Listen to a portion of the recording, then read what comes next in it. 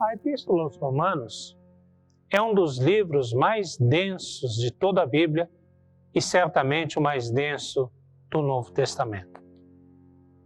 Ela foi escrita numa época, num contexto, segundo propósitos, segundo interesses muito claros que produziram uma reflexão do apóstolo Paulo muito profunda, muito detalhada, muito apurada a respeito da vida cristã e do que é ser cristão. Paulo raciocina e compara o cristão não com algum outro contraponto, como se pensasse nós e eles, nós cristãos de um lado, eles judeus ou eles os gentios, eles o mundo. Não. O contraponto que ele estabelece é com a nossa própria vida, antes de sermos cristãos e depois, quando estivermos na plenitude com o Senhor. Então Paulo raciocina no sentido de que o que éramos, o que somos e o que haveremos de ser. E por isso ele escreve nos primeiros capítulos da epístola como éramos antes de conhecer a Cristo, como era o ser humano antes de receber a salvação do Senhor. E no começo do capítulo 5, ele já faz uma transição para o que somos a partir do que conhecemos, a partir do nosso encontro com Deus, do nosso encontro com Cristo, e como somos transformados e qual é a nossa realidade. Nesse começo do capítulo 5, queremos destacar alguns versículos. Justificados, pois, mediante a fé, temos paz com Deus, por meio de nosso Senhor Jesus Cristo, por intermédio de quem obtivemos igualmente acesso, pela fé, graça na qual estamos firmes, e gloriamo-nos na esperança da glória de Deus. E não somente isto, mas também nos gloriamos nas próprias tribulações, sabendo que a tribulação produz perseverança, e a perseverança, experiência, e a experiência, esperança. Ora, a esperança não confunde, porque o amor de Deus é derramado em nosso coração pelo Espírito Santo que nos foi outorgado. Romanos, capítulo 5, versículos 1 ao 5.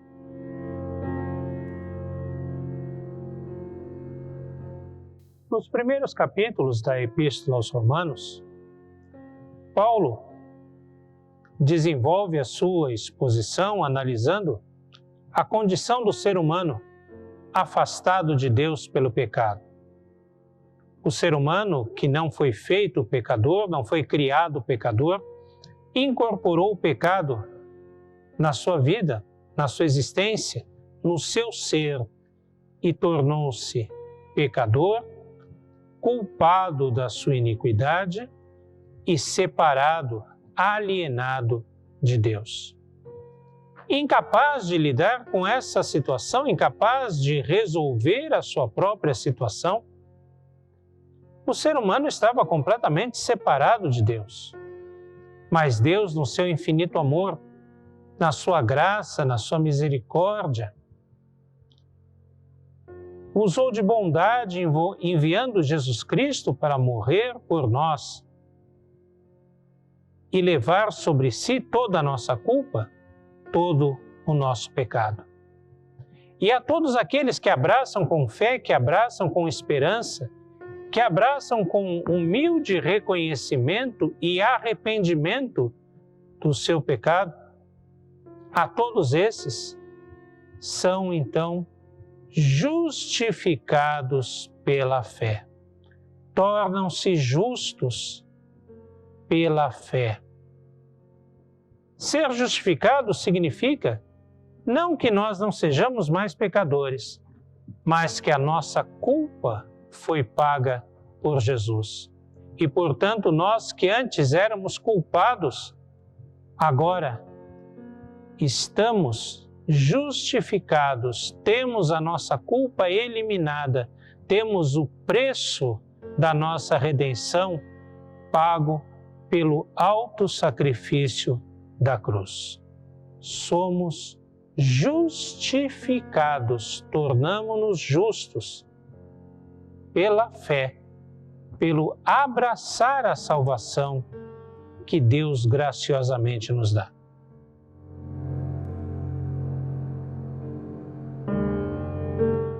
A justificação pela fé tem uma consequência imediata, segundo o próprio texto. Ali está escrito: justificados pela fé, temos paz com Deus.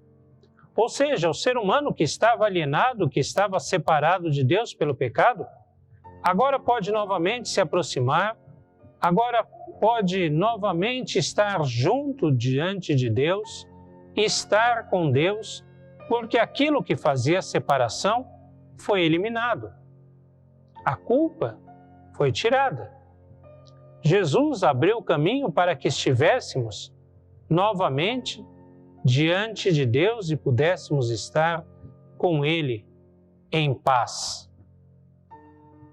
É preciso entender que quando Paulo escreve que nós temos paz com Deus, isso não significa apenas uma relação cordial, uma relação em que não há intriga, que não há conflito. Não significa apenas uma relação pacífica, podemos dizer, entre o ser humano e Deus. Pois pode-se ter uma relação pacífica com alguém que é distante, com alguém que não está perto, que não está próximo, que não interfira, com quem não nos relacionemos intimamente ou intensamente. Dizer que temos paz com Deus é mais do que simplesmente uma relação cordial com Deus. Eu estou bem com Deus e está tudo bem, eu oro de vez em quando e sigo a minha vida. Não. Ter paz com Deus significa ter uma comunhão intensa, ter uma comunhão íntima, de que Deus faz parte da vida do cristão, de que Deus está presente na vida do cristão, de que Deus age e interage com o cristão em todas as esferas da sua vida. A vida do cristão é transformada pela presença de Deus. E Deus age na vida do cristão. Deus acompanha o cristão por todos os seus caminhos. Deus apresenta as melhores opções, as melhores escolhas. Deus interfere, intervém na vida do seu povo, na vida dos seus filhos.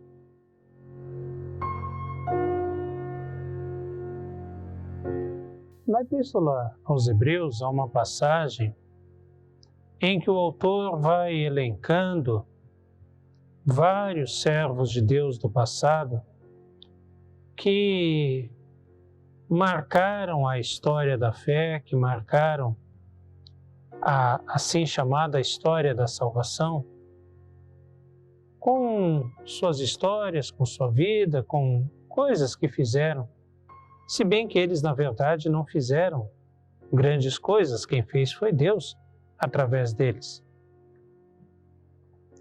Mas em determinado momento, o autor de Hebreus diz que todos esses caminharam pela fé, sabendo que não pertenciam a este mundo, a essa pátria, mas que aqui eram como que peregrinos e forasteiros, e avistavam um outro reino, o reino celestial, uma pátria muito maior, uma pátria muito melhor. Nós, cristãos, temos desde já a paz com Deus. Nós, cristãos, temos desde já a justificação pela fé e vivemos com Deus presente em nós, conosco. Mas todos nós olhamos para além, vislumbramos um reino muito maior, vislumbramos a glória de Deus e desde já participamos desta glória de Deus. Desde já trazemos para a nossa vida o reino de Deus, para que vivamos aqui ou desde aqui, segundo o reino de Deus, ou caminhando para o reino de Deus. Assim, a vida do cristão não tem o propósito do aqui e do agora, não tem o propósito deste momento, dos prazeres e das alegrias fugazes que esse mundo pode oferecer, mas vislumbra a verdadeira realização, a verdadeira alegria, a verdadeira felicidade, que é a glória de Deus, e caminha desde já conforme a glória de Deus e para a glória de Deus.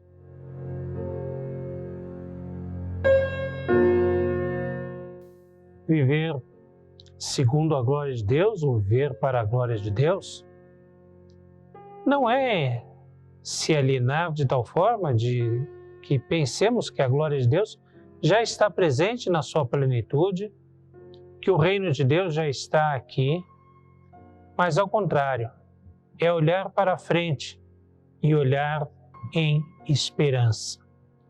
Ser cristão é especialmente, principalmente, viver em esperança. O que é esperança? Esperança é um princípio que move a nossa vida.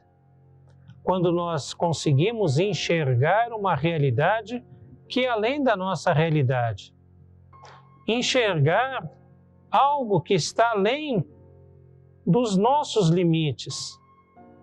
E mais do que enxergar algo que está além dos nossos limites, é saber que podemos caminhar em direção a isso, que podemos ir além, que podemos transformar a nossa realidade, ou que a nossa realidade será transformada. Nós, cristãos, conseguimos vislumbrar um reino que não está aqui, agora, mas é o reino de Deus. E conseguimos entender que a realidade que nós vivemos agora, mesmo na presença de Deus, Deus nos encaminha para esta outra realidade, a realidade do reino. Vivemos desde já em direção a Ele. Vivemos desde já em esperança pelo reino de Deus. Isso não significa ignorar a realidade presente, abdicar da realidade presente, mas significa entender que existe uma outra forma de ser, que existe um outro mundo possível e que podemos viver segundo esse outro mundo possível e transformando este mundo aqui e agora naquele outro mundo, naquele reino de Deus. Ser cristão é viver na esperança pelo reino de Deus, movido pelo Espírito Santo que habita em cada um de nós.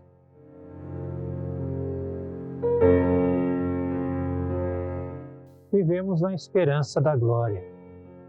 Vislumbramos a vida com Deus, mas ainda não estamos lá. Há um caminho a percorrer, há uma via a trilhar. E essa trilha, esse caminho, nem sempre é um caminho suave, nem sempre é um caminho reto, plano. Muitas vezes, ou na maioria das vezes, é cheio de curvas, cheio de subidas, descidas, íngremes. São tribulações pelas quais nós passamos. Mas como diz o próprio texto, ou como está escrito no próprio texto, a tribulação traz a perseverança. E essa é uma característica que precisamos cultivar como cristãos. Perseverança. Eu costumo dizer, meio em tom de brincadeira, mas com um grande fundo de verdade, que perseverante é o teimoso que dá certo. Porque as pessoas, às vezes, insistem contra tudo, contra todos, contra todas as evidências, contra todas as aparências, e vão e investem e continuam naquela mesma jornada, naquele mesmo caminho. Alguns não dão certo, dão errado. São chamados de teimosos, porque teimaram até que a coisa deu errado.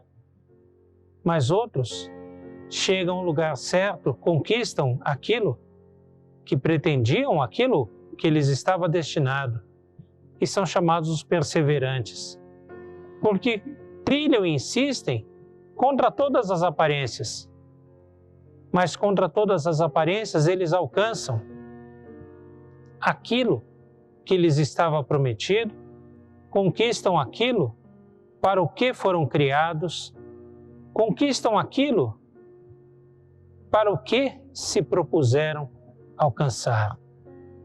A vida cristã é cheia de tribulações, mas é preciso perseverar, insistir, mesmo contra as aparências, mesmo quando parece que nada dá certo. É preciso confiar e persistir na oração, na fé, na esperança, na confiança em Deus. Porque apesar de todas as dificuldades, Deus nos encaminha para a vitória. Deus nos encaminha para a plena realização. Deus nos encaminha para a sua glória. Por isso, a perseverança no meio da tribulação nos traz a vitória, nos traz o alcançar a glória de Deus.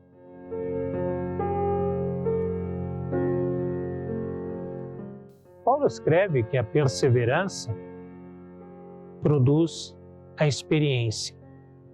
O que é experiência? A experiência é um saber. É um saber que se adquire não pela leitura de livros, mas pela prática, pelo passar por alguma situação, por praticar alguma atividade, por experimentar alguma realidade. Pela experiência, sabemos como reagir e como agir diante de determinadas situações. Pela experiência, sabemos até que ponto aquelas situações nos afetam ou não. Pela experiência, nós temos mais consciência de quem somos, do que pretendemos, de aonde queremos chegar, o que queremos alcançar. Aquele que passa pelas tribulações e persevera no Senhor, adquire a experiência de saber o quão bom é estar e contar com o Senhor. A experiência de saber que a vida com Deus é sempre melhor e que não há mal que possa tocar definitivamente, totalmente, os filhos de Deus. Aquele que tem a experiência da convivência com Deus, sabe quem é, tem identidade, tem segurança ao transpassar pelos problemas, pelas situações, pelos caminhos da vida. Sabe que não há de se empolgar muito com as coisas efêmeras desse mundo. Sabe onde está o verdadeiro valor das coisas, ou quais as coisas que são verdadeiramente valiosas e importantes. E sabe o quão bom é estar e viver com Deus sabe o que é desfrutar da glória de Deus.